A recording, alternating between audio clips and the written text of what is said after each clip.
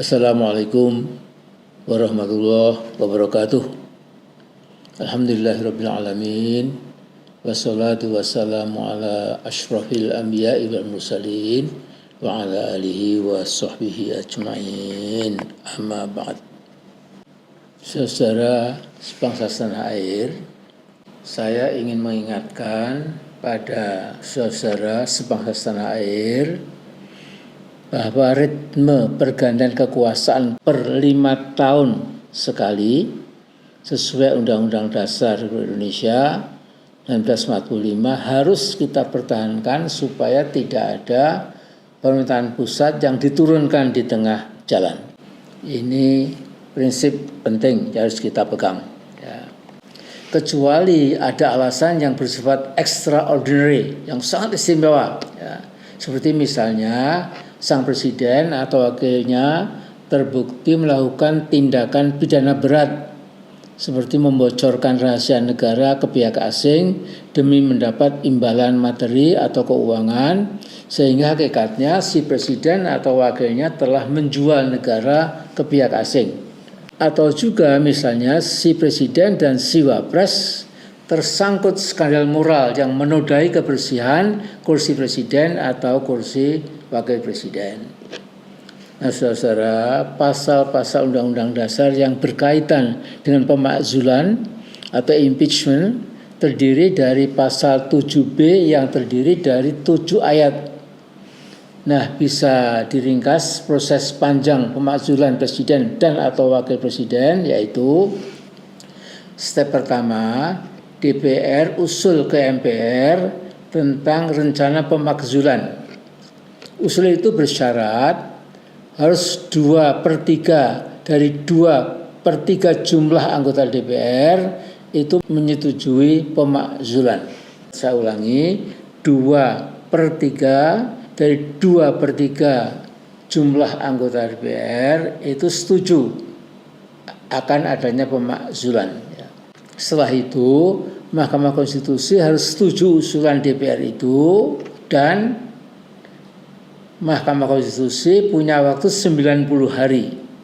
Kalau MK setuju, maka diperlukan 3/4 anggota MPR harus hadir dan 2/3 dari 3/4 anggota DPR itu harus setuju pemakzulan atas si presiden dan atau si wakil presiden. Jadi tidak mudah memang. Nah, mengharapkan para anggota DPR MPR berani memakzulkan Presiden Prabowo, rasa-rasanya itu mustahil. Semarah apapun kita pada Gibran Hufafa, dengan konstelasi pimpinan DPR MPR yang sekarang ini, kiranya melakukan impeachment terhadap Gibran itu juga amat sangat sulit. Jadi saya juga ingin mengingatkan, kita bangsa Indonesia pernah mengalami situasi politik yang ganjil. Dari awal Mei 1998 sampai 20 Oktober 2004, kita menyaksikan 5 presiden berurutan. Jadi antara Januari sampai 21 Mei 1998, kita masih menyaksikan Pak Harto sebagai presiden yang kedua. Lantas diganti Pak Habibie antara Mei 1998 sampai Oktober 1999. Dan Gus Dur dari 20 Oktober 1999 sampai 23 Juli 2001.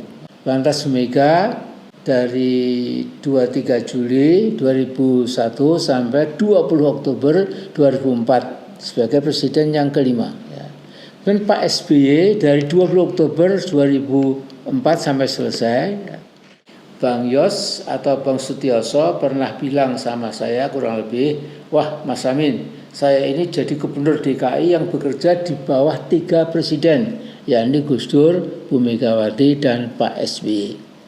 Mengingat pengalaman politik kita di masa lalu, 6 tahun ada 5 presiden bergonta-ganti dan semuanya menguras energi nasional kita, maka Presiden Prabowo kita kasih fair chance, kesempatan yang wajar, biarlah beliau bekerja sekeras-kerasnya untuk mewujudkan cita-citanya sampai 20 Oktober tahun 2029.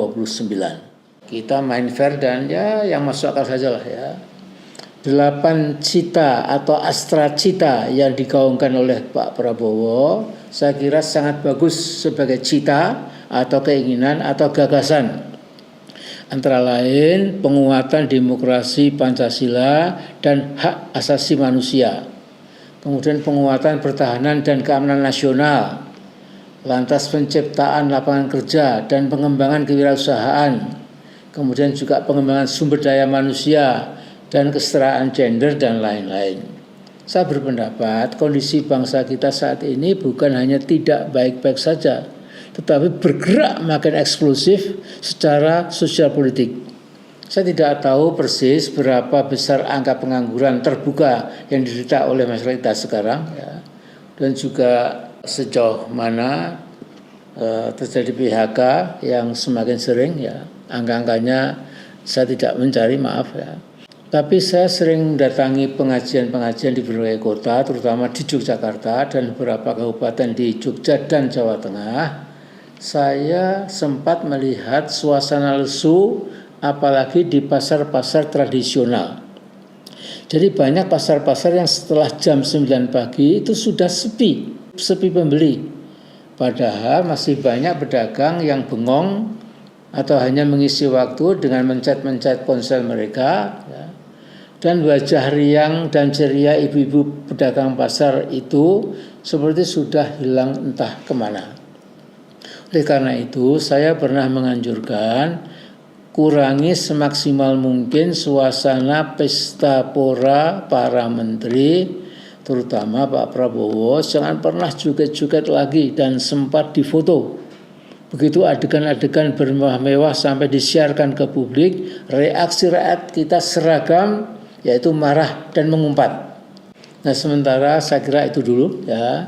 Dan kita semua berharap dan berdoa supaya peristiwa people power yang terjadi pada 21 Mei 1998 di Jakarta terutama, tapi juga Jogja, Bandung dan lain-lain tidak terulang lagi. Mengapa? Karena kesadaran rakyat kita pada hak-hak asasi manusia dewasa ini sudah sangat mendalam. Sehingga kalau sampai terjadi semacam people power lagi, maka scale dan magnitude sudah berkali-kali lebih besar dibandingkan yang terjadi 30 tahun yang lalu. Nah, jadi kita semua harus mengimbau jangan sampai rakyat turun ke jalan. Tetapi memang nilai tukar rupiah vis-a-vis dolar Amerika terus merosot drastis. PHK merupakan fenomena massal. Banyak investor sudah cabut dari Indonesia. Jika sampai terjadi rush domestik, para penyimpan uang di bank-bank Indonesia pada menarik simpanannya, saya kira ya, kita semua perlu khawatir bisa-bisa ekonomi kita bakal keteteran, terus memburuk, dan memancing keresahan dan kerusuhan yang bisa lepas kendali. Ini keprihatinan saya. People power yang lebih beringas dengan segala cara yang masif, ya, dan tidak tertutup kemungkinan akan terjadinya ribuan orang melakukan penjarahan toko-toko, swalayan dan lain-lain. Ini tentu harus kita perhatikan. Saya ingat waktu people power dulu ada ekses di mana rakyat marah, ya. Jadi sasaran adalah toko-toko, swalayan dan lain-lain yang isinya digotong, ya. Ada TV, ada segala macam isinya apapun, taksi dan lain itu digotong, ya. Dan polisi juga nggak bisa apa-apa karena massa memang sudah betul-betul marah, ya, dan bersatu padu di dalam yang meruntuhkan rezim waktu itu, ya. Nah, sekarang masalahnya menurut saya, mudah-mudahan saya keliru, ya. Politik pimpinan Wong Solo yang satu itu bisa menjala ikan di air keruh. Besar kemungkinan Kapolri Listio Sigit akan mendengarkan pengarahan Pak Kowi, bukan Pak Prabowo. Maaf, Pak Kowi bisa gelap mata jika makin dekat ke tahun 2029, nilai jual Gibran makin amblek. Di samping politik Partai Solidaritas Indonesia (PSI) sepertinya tidak mudah dijual ke masyarakat Indonesia yang sudah makin cerdas membaca peta politik Indonesia. Samping itu tidak ada satupun partai yang rela bila masa pendukungnya ada yang nyebrang ke PSI. Mas Kowi tidak cukup bodoh untuk tidak memahami bila masa depan PSI memang tetap suram, sesuram orang yang hampir putus asa menyadari masa depannya yang memang makin sulit. Agaknya Pak Jokowi sudah sadar bila dia nekat melaksanakan rencana safari nasionalnya yang semula akan dilakukan mulai awal Juni justru akan counterproduktif. Maka akan ditunda entah sampai kapan. Kemungkinan besar Pak Jokowi yakin bila ada reaksi negatif berupa penolakan dari masyarakat yang dikunjungi cukup meluas, Pak Jokowi bukan lagi objek kekaguman, tetapi objek celotehan, objek umpatan, dan objek penghinaan. Ini berandai-andai ya, misalnya ada sekelompok muda berteriak, Mulyono, kami tidak rela provinsi kami atau kota kami, kamu datangi, please go home, go back to Solo, dan lain-lain. Ini kan makin repot. Jadi aib yang sudah ditimpakan pada Pak Jokowi sekeluarga sudah begitu berat. Seperti Jokowi seorang nepotis, keluarganya korup, PSI hanya berkonsentrasi memikirkan keluarga Pak Jokowi, Mas Jokowi mengidap penyakit Islamofobia dan lain-lain. Maka dalam kekalutan pikiran Pak Jokowi, mengapa dia tidak diundang pada peringatan hari lahir Pancasila 1 Juni yang lalu di Jakarta? Sehingga Pak Jokowi menjadi lebih sadar, jebul sekarang daya tariknya sudah meleleh. Dia baru sadar, oh saya kini bukan siapa-siapa lagi. Walaupun di mata ternak Mulyono dia masih dikagumi. Tetapi jumlah termul vis-a-vis jumlah masyarakat yang emoh pada Pak Jokowi tentu tidak sebanding. Ibarat kambing congek tanpa tanduk berhadapan dengan banteng yang besarnya belasan kali lipat dibandingkan dengan kambing congek, kerempeng, dan sakit-sakitan. Ya. Jadi Pak Jokowi sudah terlalu lama hidup dalam angan-angan. TNI dan Polri oleh kepala geng politik Solo dianggap akan tetap loyal buta tuli pada bapaknya Gibran. Menurut saya tidak sama sekali. Saya yakin teman-teman TNI dan Polri tentu tidak mau kalau sampai dicap oleh publik sebagai alat kekuasaan yang nista di bawah Pak Jokowi. Jadi bisa-bisa nanti Pak Jokowi atau Jokowi itu akan diartikan bukan sebagai Joko Widodo, tetapi saya pernah katakan sekian waktu yang lalu, jadi Jokowi itu Joko Wirang. Wirang itu malu berat. Bagaimanapun silahkan kalau Pak Jokowi ingin mengatur Indonesia sesuai selera murahnya, tapi saya wanti-wanti sekarang ingatkan sudah hopeless. Ya. Jadi Pak Jokowi lebih baik sekarang selalu melakukan ya self reflection, ya merenungkan diri lebih mendalam di waktu yang agak sepi, ya. Kemudian berdialog dengan egonya itu, ya. Apakah selama ini yang dia lakukan Pak Jokowi itu sudah betul atau bahkan sudah jauh dari rel yang benar. Yang bisa menjawab sesungguhnya Pak Jokowi sendiri. Ya, mudah-mudahan. Saya kira sekian dulu. Wallahul muwaffiq ila shawa'is sabil. Assalamualaikum warahmatullahi wabarakatuh.